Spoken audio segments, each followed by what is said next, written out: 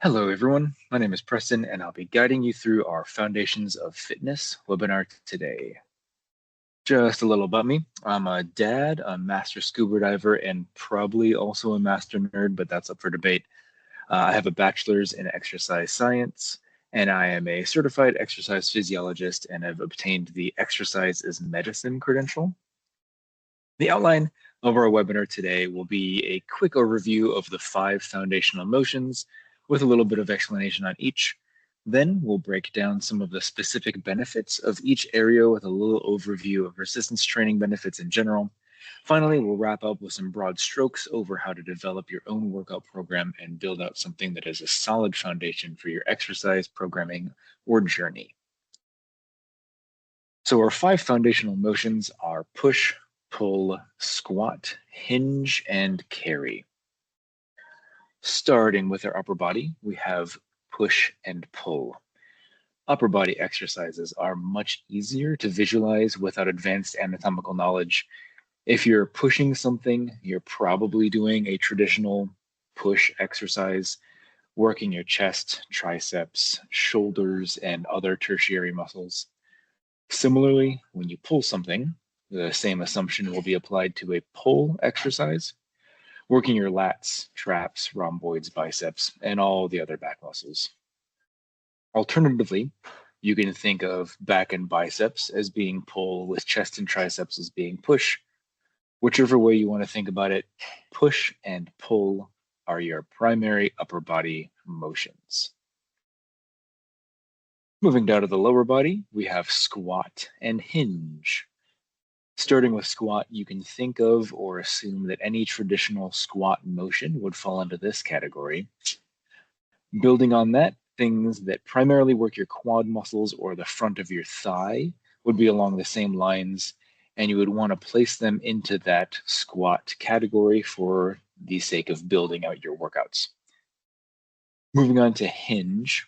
Hinge is going to be your traditional back of the leg exercise or posterior chain with squat bearing the anterior chain. Hinging motions like good mornings, Romanian deadlifts, and the like all fall here. Since hinge is the broad category for posterior chain, we're also looking at things that would hit your glutes or calves as well. The caveat here is that your glutes are a special case. Both squats and hinges are going to hit your glutes. It's just how our bodies are built. The glutes are one of the primary drivers for most lower body exercises, and you might feel them working even on squat type exercises. So, quick recap. Squat exercises are obviously squats, but you'd also program quad focused things into that spot as well. Hinge exercises will hit your hamstrings, glutes, and calves, but keep in mind that your glutes are going to be working on most lower body exercises. Okay, let's talk about carry. Carry is kind of that forgotten 5th type of training that requires a little forethought to set up. If you're going to start doing carry style exercises, try and give yourself a nice straight 10 to 15 yard area to walk on, preferably with as little incline as possible. Most larger big box gyms will have a functional area with turf or something that you can carry on. But if you're an at-home exerciser, you're probably looking at using a sidewalk as your exercise space for this. Carrying might be the easiest style of exercise to visualize. You literally carry something heavy. One arm, both arms, something in each hand. All variations of this style of exercise are extremely beneficial to your entire core from your shoulders down to your hips. And every variation of a carry has its own list of benefits and muscles that'll hit harder than another variant, but they'll all build hip and shoulder health in addition to strengthening your abdominal muscles, which in turn may play a part in reducing low back pain. Moving on to the benefits of resistance training in general. Stronger and larger muscles mean lower chances of injury, in addition to the ability to avoid injury altogether. If your legs are strong, you can stop yourself from falling. If your arms are strong, you can avoid some sort of external force putting your shoulder into a compromising position. Also, pickle jars and those stupid little foil cap things on mustard are easier to open. Resistance training also builds bone density. The stress you place on your skeletal system from resistance training leads to an increase in bone density over time. Most studies are going to say anywhere in the realm of 6 to 8 months to have a measurable increase. So give it a little bit. And denser bones mean less injuries from accidents. Finally, an increase in muscle mass can also improve your metabolic markers and a standard blood panel. This happens quite a bit faster than bone density growth just because muscle mass grows faster. But overall, a good resistance training program will do wonders for your body. Now we get into the exercise prescription portion. Basically, you want to start off prioritizing your cardio minutes. The American Heart Association recommends 150 minutes per week of cardio. Really quick aside, let's calculate that. Okay, either on your phone or your computer, pull up the calculator. Make sure you have the availability to use parentheses.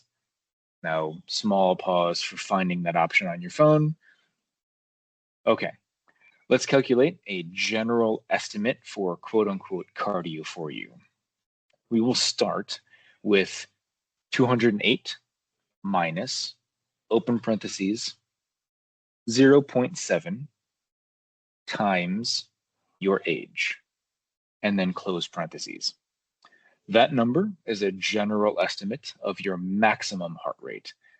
Genetics and training throw a plus or minus 10 on there, but that number is a general estimate. Now, take that number and multiply it by 0.7 again.